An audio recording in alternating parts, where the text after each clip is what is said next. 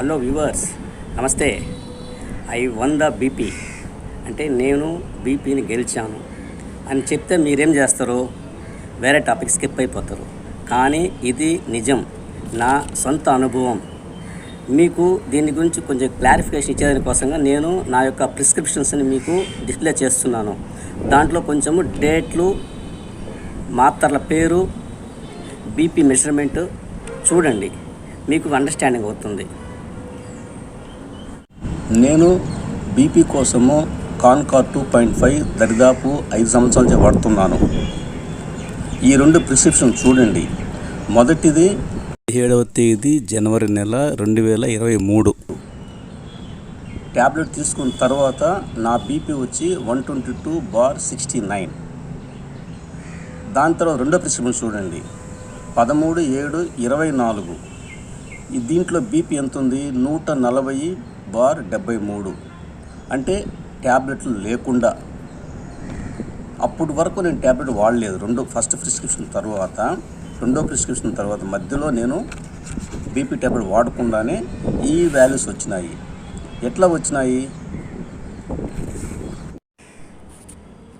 అంటే, రెండో ప్రిస్క్రిప్షన్స్లో కాన్కార్ tablet, BP కోసం వాడే ట్యాబ్లెట్ లేదు, కానీ బీపీ కంట్రోల్లో ఉంది. దీనికి కారణం ఏంటి? నేను కొన్ని పద్ధతులు పాటించాను. ఆ పద్ధతుల విషయము, ఆ తినే ఆహారం కానీ పద్ధతులు, వాటి గురించి నేను చెప్పాలనుకుంటున్నాను. హలో వ్యూవర్స్, నా పేరు సుబ్బారావు. నేను చెన్నై నుంచి మాట్లాడుతున్నాను. నా ఛానల్ పేరు సుబ్బారావు జీవి. ఇది వచ్చి నేను మీకు లైక్స్ కోసమో, సబ్స్క్రైబ్ కోసమో, కామెంట్స్ కోసమో నేను చేయట్లేదు. నలుగురికి ఉపయోగపడాలని ఉద్దేశం నేను చేస్తున్నాను. బీపీని కంట్రోల్లో పెట్టుకోవడానికి నేను కొన్ని పద్ధతులు వాడాను. ఆ పద్ధతిలో ఒక పద్ధతి ఆలివేరా మొక్కను ఉపయోగించడము. దీన్ని మీకు ఈ కింద వీడియో చూపిస్తాను, చూడండి, మీకు అర్థమవుతుంది. ఇది కలబంద మొక్క. మా ఇంటి టెర్రస్లో నేను పెంచుతున్నాను. ఒక చిన్న ముక్కను కొయ్యండి, బాగా కడగండి, షార్ప్ ఎడ్జెస్ని తీసివేయండి, తర్వాత పైన చెక్కుని తీయండి. దీన్ని పొరకడుపుతో అంటే ఎంటీ స్టమక్తో రోజు తినండి. దీనివల్ల మీకు బీపీ కంట్రోల్ అయ్యేదానికి ఎంతో ఆస్కారం ఉంది. ఇది తినేదానికి చేదుగా ఉంటుంది, కానీ అలవాటు చేయండి, ట్రై చేయండి, అలవాటు అవుతుంది. మీరు బీపీని కొలిచే ఎలక్ట్రానిక్ మిషన్ ఇంట్లో కొనుక్కొని పెట్టుకోండి. రోజు పొద్దున్నే రోజుకి ఒకే టైంలో 3 సార్లు 5 నిమిషాల గ్యాప్లో 2 నెలలు మీరు చెక్ చేసుకోండి. మీ బీపీని నోట్ చేసుకోండి. మీరు ట్యాబ్లెట్లు వాడేటప్పుడు, అలోవెరా వేసి తినేటప్పుడు బీపీని చెక్ చేసుకోండి. కానీ అలోవెరా తినేటప్పుడు బీపీ ట్యాబ్లెట్లు మీరు మానేయకండి. ఒక 2-3 నెలలకు మీ రీడింగ్ తీసుకుంటూ వచ్చారనుకోండి, మీకు ఒక ఐడియా వస్తుంది. తర్వాత మీరు డాక్టర్కి వెళ్ళినప్పుడు ఈ డేటా చూపించారంటే ఆయనే మీకు మందులు తగ్గించడం కానీ, లేకుంటే మందులు తీసేయడం కానీ ఆయన సజెస్ట్ చేస్తారు. కాబట్టి మీరుగా మందులు ఆపేకండి. నేను ఇది నా సొంత అనుభవంతో చెప్తున్నాను, నలుగురికి ఉపయోగపడాలని చెప్పి. ఇంకొక ముఖ్యమైనది వచ్చి, ఈ అలోవెరా అనేది అందరికీ సెట్ కాదు.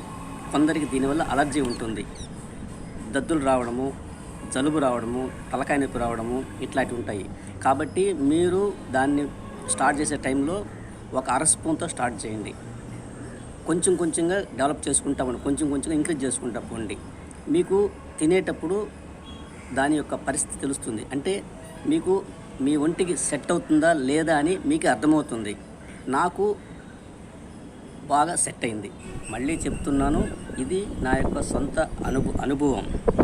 నేను బీపీని తగ్గించేదానికి వాడే పద్ధతుల్లో ఇది ఒక పద్ధతి. దీనికి కొన్ని లిమిటేషన్స్ ఉన్నాయి. అవేంటంటే, గర్భిణులు కానీ, చిన్నపిల్లలు కానీ, ఆస్మా ఉన్నవాళ్ళు కానీ, ఆపరేషన్ చేయించుకున్న వాళ్ళు కానీ దీనికి దూరంగా ఉండడం మేలు. ఎందుకంటే ఇది వాళ్లకు సెట్ కాదు, సైడ్ ఎఫెక్ట్స్ వస్తాయి. ఈ కలబంద గుజ్జుని మీరు ఒక్కసారిగా మరింత తినబాకండి, ప్రాబ్లం వస్తుంది మీకు సెట్ కాకపోతే. అందుకని ఒక 1/2 స్పూన్తో స్టార్ట్ చేసి కొంచెంగా ఇంక్రీజ్ చేసుకోండి. ఆల్రెడీ చెప్పున్నాను, మళ్ళీ చెప్తున్నాను. దీనికి ముందుగా మీరు ఒక మంచి డైటిషియన్ని కలవండి. మీ పరిస్థితి చెప్పి మీరు ఇది వాడాలనుకుంటున్నాము, దీనివల్ల డీటెయిల్స్ కనుక్కోండి, వాళ్ళు ఇంకా మీకు డీటెయిల్గా చెప్పగలరు. ఇది నా సొంత అనుభవం, మీకు ఉపయోగపడుతుంది అనుకుంటున్నాను. ఈ వీడియో మీకు నచ్చితే లైక్ చేయండి, కామెంట్ చేయండి, సబ్స్క్రైబ్ చేయండి. Thank you.